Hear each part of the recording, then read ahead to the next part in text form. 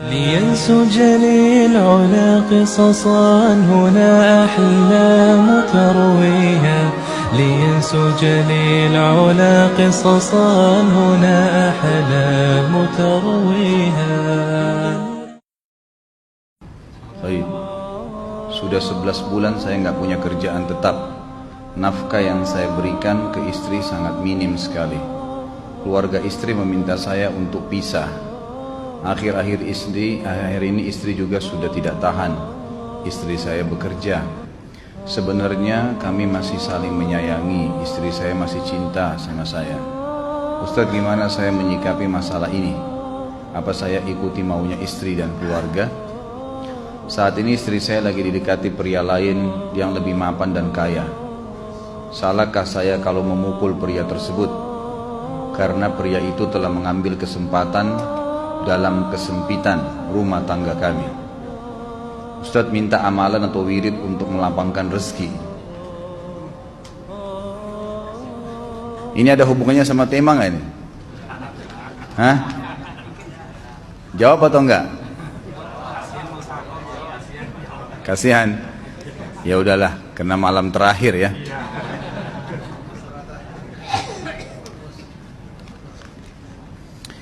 Yang pertama sekali, saya menyarankan Anda saran dari laki-laki ke laki-laki.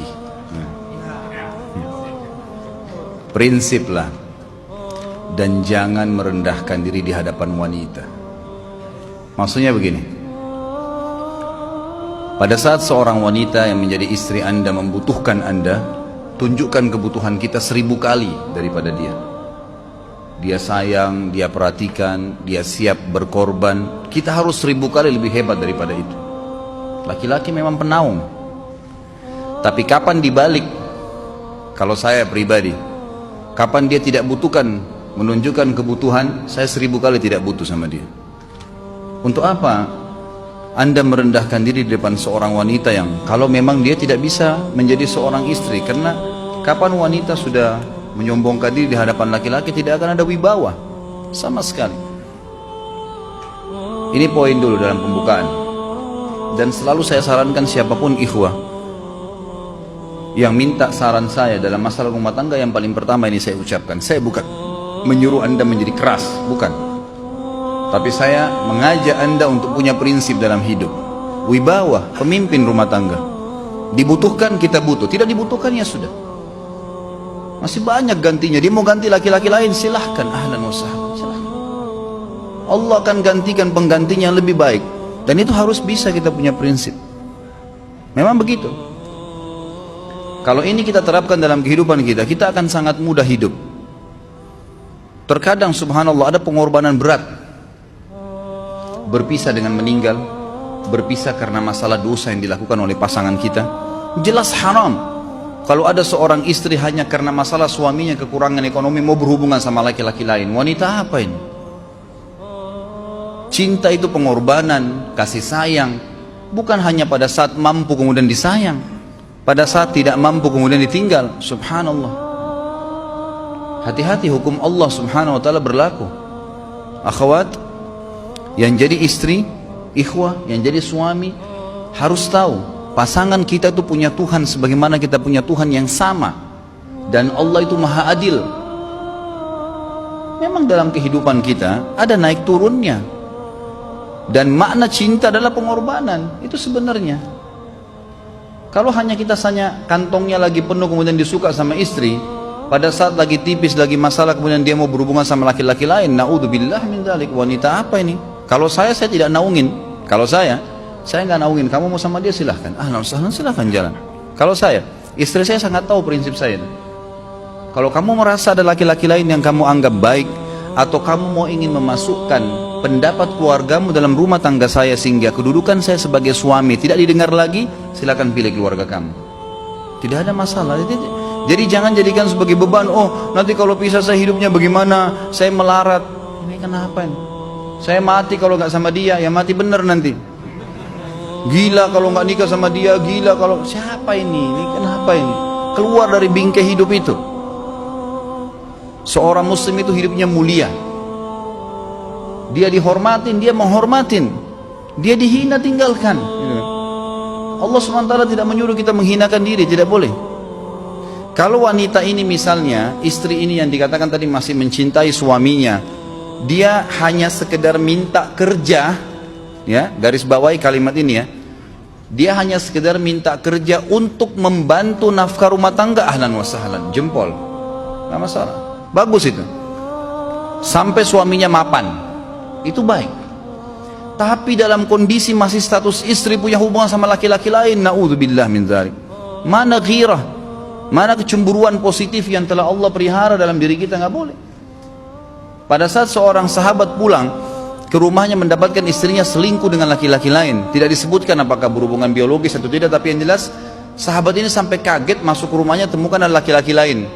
Dia bingung mau lakukan apa. Dia pergi ke Nabi SAW lalu berkata, ya Rasulullah, saya pulang rumah istri saya lagi sama laki-laki lain. Maksudnya dia pandu saya harus buat apa nih? Apa yang terjadi? Subhanallah, Sa'ad radhiyallahu anhu, sahabat Nabi mulia, menghenuskan pedang mengatakan, ya Rasulullah, kalau terjadi pada rumah tangga saya akan penggal dua-duanya. Dua-duanya saya penggal nih. Tapi di sini ulama bilang, saat ingin menghukum kalau terjadi pada keluarganya dengan penggal ini, bukan maksudnya dia menghukum secara individu, maksudnya dia, saya ingin terapkan hukumnya Allah, dirajam, dibunuh karena mereka sudah menikah dan berzina. Hukum Allah terapkan, kemuliaan agama harus ada. Harus begitu. Seorang istri yang mau tinggal di bawah naungan kita sementara kita sudah berkorban di bawah terik matahari, sudah bekerja, sudah memilih dia dari sekian banyak wanita, kemudian dia mau berkorban, hormatin dia, junjung dia, lindungin dia, rangkul dia, gitu kan, bela dia, memang harus begitu. Tapi kalau masih dalam naungan, kemudian sedikit himpit masalah ekonomi lalu berhubungan sama laki-laki lain, naudzubillah, jangan dipertahankan, berbahaya sekali, gitu kan. Jangan Anda menjadi laki-laki lemah gitu. Saya kemarin ditelepon oleh 2 orang sekaligus, subhanallah. Sahabat dekat telepon kepada saya, laki-laki. Ustadz, maaf mau ngomong sebentar. Baik, silahkan. Ustadz, saya ini, istri saya pulang ke rumah ke kampung ayahnya ibunya karena alasan mengurus ayah dan ibunya. Akhirnya saya sama anak-anak ditinggal di sini sendiri. Setiap kali saya panggil pulang, dia bilang, sudahlah saya nggak mau pulang. Kalau mau nikah lagi silahkan.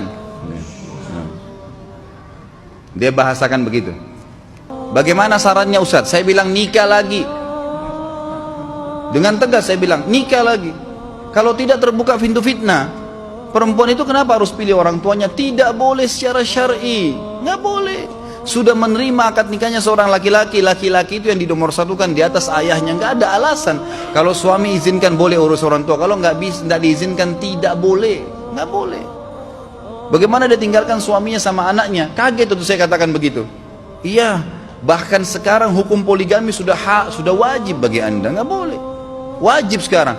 Ini ragu mau melangkah seakan-akan poligami itu dosa, padahal dia ditinggal oleh istrinya. Bagaimana bisa ini? Ada laki-laki seperti ini gak punya prinsip, harus melangkah. Dia sudah dapat jawaban saya, dikasih ini, Ustadz teman saya juga mau bicara, masalahnya sama lagi. Ustadz istri saya tinggalkan saya, Ustadz kayak mau menangis. Sebentar, jangan pakai nangis laki-laki. Apa ini cengeng? Ditinggal wanita nangis, subhanallah. Orang nangis itu ditinggal meninggal Rasulullah SAW, ketinggalan sholat subuh berjamaah, itu nangis. Nggak jadi jihad, nah itu nangis. Ditinggal perempuan nangis, la ilaha illallah. Allah ciptakan perempuan lebih banyak daripada laki-laki. Ini bukan menurunkan martabat perempuan ya. Artinya harus seorang pemimpin itu punya wibawa. Nggak bisa, kalau nggak akan dianggap remeh nanti. Istri itu dinaungin, dilindungin, dididik, diberikan haknya ia. Berikan berlipat-lipat penghormatan sebagaimana dia berikan satu penghormatan, nggak apa-apa. Tapi jangan sampai menginjak martabat seorang pemimpin, tidak boleh. Akhirnya saya sampai bilang sama dia, akhi, ambil keputusan. Kamu mau balik sama saya berumah tangga di sini, atau kamu pilih rumah orang tua kamu? Oh, saya pilih orang tua saya, baik, saya ceraikan kamu sekarang. Assalamualaikum, tutup telepon, selesai. Jangan lama-lama. Cengeng sekali. Udah sujud sama Allah, saya masih berat cintanya Allah. ia minta kepada Allah subhanahu wa ta'ala. Ini gampang dihilangkan dari hati. Sebagaimana dia datang, dia bisa keluar. Gampang itu. Subhanallah ya, jangan terlalu mencintai dunia berlebihan. Kalau saran saya, kalau istri anda ini tanya baik-baik, kalau kamu bekerja hanya karena mau bantu nafkah rumah tangga sekarang, ahlan wa sahlan, silahkan. Selama pekerjaan halal, antar dia ke tempat kerjanya. Muliakan dia, jaga, jemput pada saat pulang. Anda pembelahnya, begitu. Tapi kalau berhubungan sama laki-laki, ada subhanallah suami depannya dia, istrinya telepon laki-laki lain dan dia menerima itu. Mana ini? Dalam agama haram. Wallah haram itu hukumnya. Nggak boleh. Itu namanya dayuth dalam agama. Nabi SAW mengatakan Allah melaknat dayuth. Kata sahabat, siapa itu dayuth ya Rasulullah? Laki-laki yang tidak punya cemburu terhadap pelanggaran agama yang terjadi pada istrinya. Gimana caranya? Nggak boleh dalam agama Islam. Gitu kan? Makanya biasakan hati kita terisi dengan cinta kepada Allah SWT dan bukan cinta kepada manusia. Mencintai istri karena Allah yang perintahkan, mencintai suami karena Allah yang perintahkan. Jadi semua karena Allah. Tidak ada kata-kata hilang, tidak ada rugi kalau kita meninggalkannya. Jadi ini hal mendasar yang saya tahu, Allahu alam. Jadi sampaikan seperti itu. Kalau wirid apa? Saran saya adalah memperbanyak istighfar kepada Allah SWT. Gunakan momen musibah itu sebagai kesempatan untuk mendekatkan diri dengan Allah Subhanahu wa taala. Begitu ya.